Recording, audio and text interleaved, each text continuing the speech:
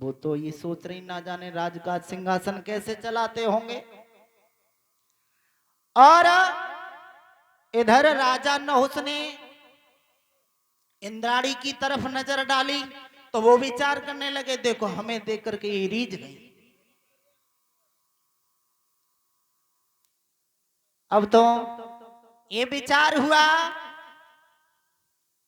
भाइयों,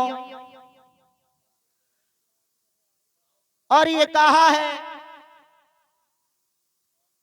लेकिन एक बात बताना चाहूंगा, जो पुरुष के अंदर कामनाएं जागृत हो जाती हैं उसे कुछ अच्छा नहीं लगता। और बताया है,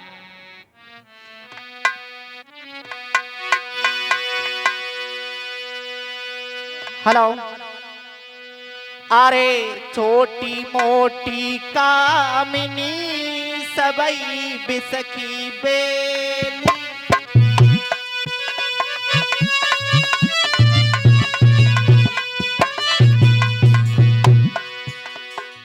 सूरज भैया बताया, छोटी होए चाहे मोटी होए, क्या है कह दो। छोटी मोटी कामिनी सबई बिसकी बेली, दुश्मन मारे ताव से जे मारे हंस के।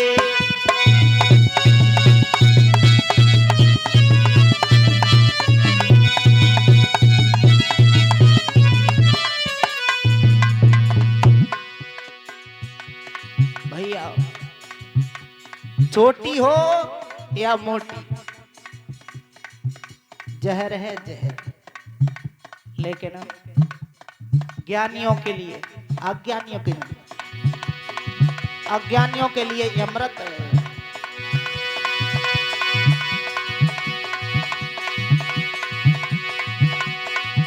अरे शीश बिना झुकाए नहीं सोहे, चाहे तेरी जो लपिया हो भी छविदारी। अरे मुख मीठी बाड़ी के न सोहे, चाहे तुम पान चबो सो बारी।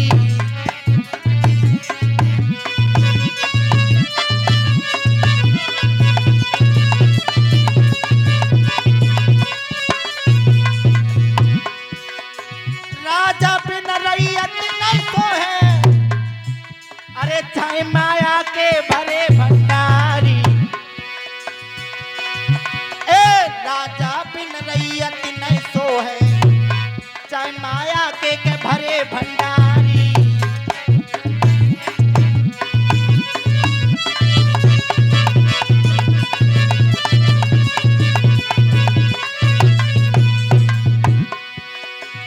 अरे साधु बिना रे भजन न सोहे, चाजक चेला बेसुमारी। ए साधु बिना भजन नहीं सोहे, चाजक चेला बे तो संबारी।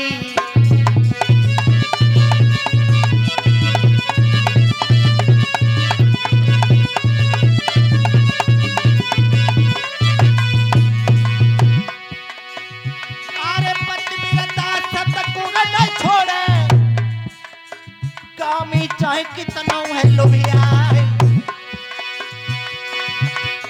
चंचल नारी नैन नहीं छुपिए, घुमटा डेढ़ हाथ ले मारी।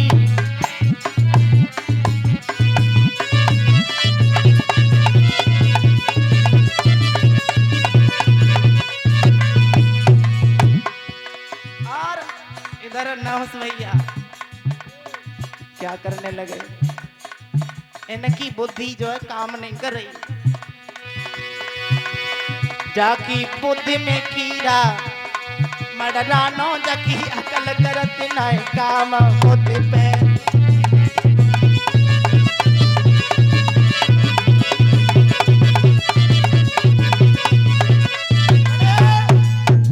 देखा, अब तो इसको कुछ अच्छा नहीं लगा। वहीं से लौट आए महाराज नहुस, और लौट करके जैसे ही आए इन्होंने जाकर के मंत्रियों को आदेश दे दिया, मंत्रियों तुम एक काम करो, एक पत्र भिजवाओ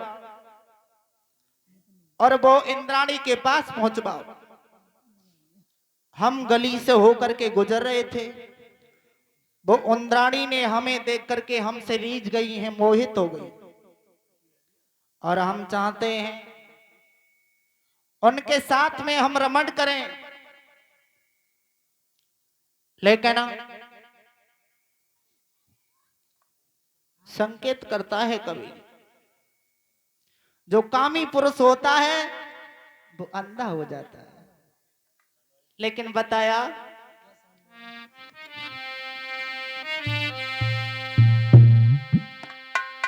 कि कौआ अंधो रात में भोरे दिन में उल्लू होई। सूरज भैया, ए कौआ अंधो रात में दिन में उल्लू होई, कामी अंधो रात दिन जगी बुद्धि गई सब खोए।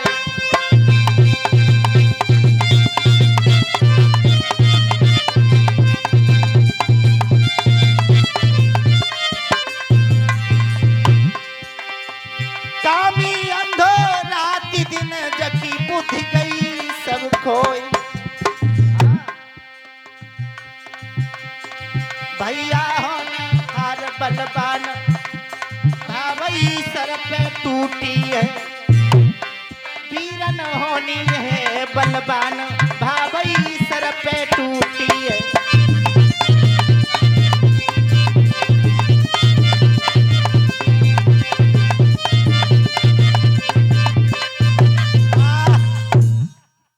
महाराज ने आदेश कर दिया, अब तो इन्हें जल्दी लग रही है, और मंत्रियों से कहा तुम पत्र भिजवाओ। और जैसे ही पत्र लिख करके भेजा, पत्र में लिखा, महारानी इंद्राणी, हम गली से होकर के गुजर रहे थे, तुमने हमारी तरफ देख करके हंस रही थी, और मैं जान गया कि तुम हमें देख करके मोहित हो गई। मैं चाहता हूं कि तुम हमारे साथ में रमण करो। भाइयों, यही बात सुनने के बाद पत्र भिजवा दिया लिखने के बाद में, और जैसे ही पत्र महारानी इंद्राणी के पास पहुंचा, अब तो इंद्राणी ने वह पत्र पढ़ा। पत्र पढ़ने के पश्चात अब तो सोचने लगी, ये कामी नहुस का मत कुछ अलग बन गया। लेकिन हंसने का कुछ अलग मत था इंद्राणी का। वो तो यूं हंसी कि ना जाने राजकाज सिंहासन महाराज नहुस कैसे चलाते होंगे, और नहुस यूं हंसे कि ये हमें देख करके रीझ गई। भाइयों, अब तो ये विचार बन गए अलग अलग, लेकिन इंद्राणी कहने लगी, कामी पुरुष तुम्हारे अंदर कामनाएं जागृत हो गई हैं, कोई बात नहीं है, अगर ऐसी बात है हमारे साथ में रमण करना चाहते हो तो हम भी तैयार हैं, पर कुछ हमारी शर्त है। वो क्या? हमारी शर्त ये है, जिस डोली में आप बैठ करके आओगे उस डोली में संत महात्मा का हार बन करके लगाएंगे, और जो गांठेंगे डोली वो संत महात्मा ब्राह्मण ही गांठेंगे, ब्राह्मण गांठेंगे। हाँ, पत्र को भिजवा दिया, और महाराज नहुस के पास ये पत्र आया, और पत्र देखा, नहुस सोचने लगे। आदेश कर दिया, मंत्रियों ऐसा करो, सुंदर सी एक डोली को गठवाओ। और भाइयों, आदेश कर दिया, ब्राह्मणों से कह दो एक सुंदर सी डोली बनाए। डोली बनाई साहब, राजा का आदेश है। डोली बनकर के तैयार हुई। महाराज नहुस सोचने लगे अब तो हमें जल्दी करना चाहिए, क्योंकि कामना जागृत है, इसे कुछ अच्छा नहीं लगेगा। अब तो डोली में बैठ गया और महारानी इंद्राणी से मिलने के लिए जा रहा है, रमण करने के लिए, जिसमें सप्तऋषि लगे हुए हैं, ब्राह्मण लगे हुए हैं, संत महात्मा। उसी डोली में अगस्त महात्मा लग रहे हैं और ये चिल्लाने लगा सर पे, यानी जल्दी चलो। डोली चलने लगी। अब इसके अंदर कामना जागृत है, वो रुकने नहीं दे रही। यहां तक हुआ महाराज ने कहा, अरे मूर्ख, जो संत लगे हैं ना अगस्त ऋषि, तू हम चलते जा रहे हैं कामी नहुस, तेरे अंदर कामना जागृत हो रही है, तू कह रहा है सर पे यानी जल्दी चल, लेकिन तेरी ये चेष्टा कर बिल्कुल गलत है। और नहुस ने लात को जैसे ही मारा, बोले तीव्र गति से नहीं चलते हो। अगस्त ऋषि को क्रोध आया और कहा, दोस्त, तेरे अंदर कामना जागृत होती है तो हम तुझे श्राप देते हैं कि इसी डोली के अंदर तू सर्प बन जा।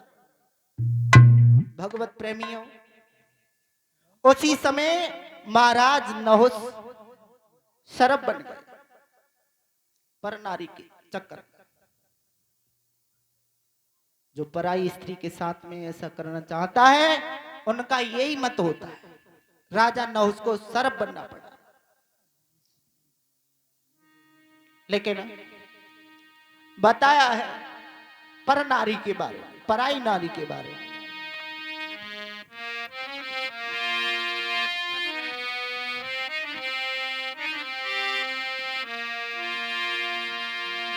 कि पर नारी फूस की तपनी, पर नारी की प्रीति फूस की तपनी, चाहे धरो कलेजो काटी होती नहीं अपनी।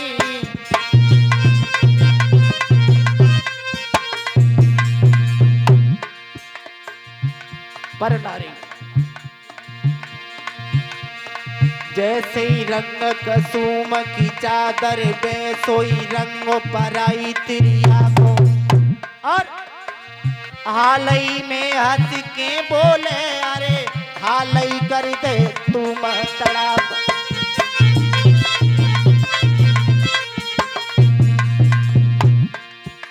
अरे धोबी की नाद को कहा बिगड़े,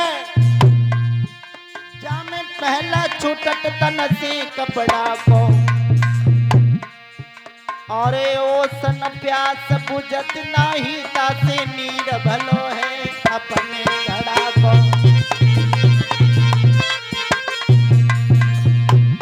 और ऐसे समझ में ना आए तो और बताओ। पर नारी झूठी पत्तल है, जिस पे कुत्ते ललचाते हैं। और पर नारी वो ही नागिन है, जिस पे तो कत्ल हुई जाते हैं।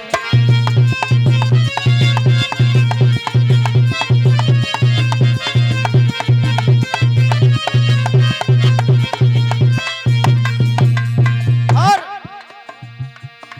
प्रीति करे तो करे नरद से, नारी से प्रीति करे ना।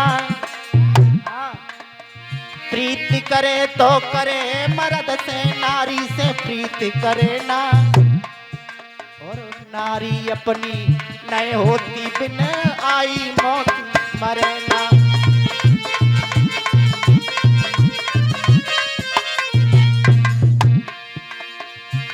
बिन आई मौत मरे ना, भ्रात मेरे बिन आई मौत मरे ना। अरे नारी अपनी नाय होती बिन आई मौत मरे ना।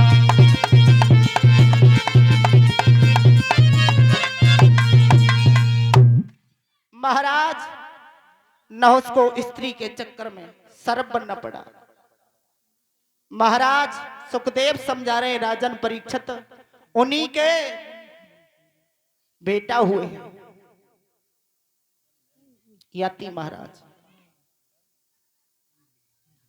और याति महाराज बड़े आदर्श हैं, लेकिन ये बताना चाहूंगा इनके बेटा